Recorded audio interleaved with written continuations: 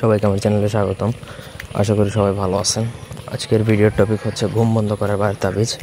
ঘুম বন্ধ তখনই করা হয়, শত্রুর উপরে এটা প্রয়োগ করা হয়। মানে কেউ যদি আপনার অনেক জ্বালাতন করে, আপনি তার ঘুম বন্ধ করে তাকে শারীরিক মানসিক কষ্ট দিতে পারেন। অন্যভাবে এটা প্রয়োগ করা সম্পূর্ণরূপে বর্জনীয়। এই তদবিরটা প্রয়োগ করার পূর্বে অবশ্যই আমার পারমিশন বা অনুমতি প্রযোজ্য। আর ছোটোখাটো বিষয় ধরনের প্রয়োগ না করাই ভালো, তাতে গুণাগার হবেন।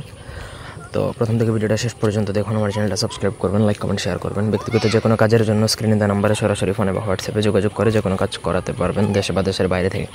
তদবিরটা প্রয়োগ করার পর তাকে যদি ঘুমের ওষুধও খাওয়ানো হয়, তাও ঘুমাতে পারবে না। ঘুমালে সর্বোচ্চ 5-10 মিনিট ঘুমাবে, এর বেশি কিন্তু ঘুমাতে পারবে না।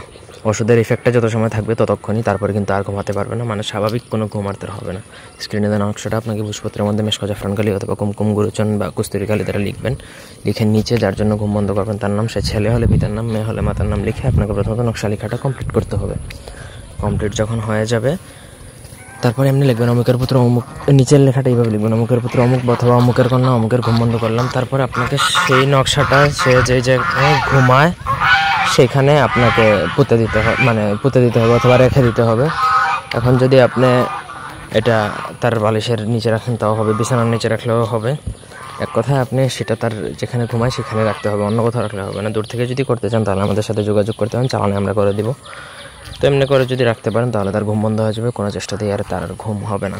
আমি আগেও বলছি, এটা হচ্ছে এক ধরনের বান প্রয়োগ। এটা প্রয়োগ করা সম্পূর্ণরূপে নিষিদ্ধ।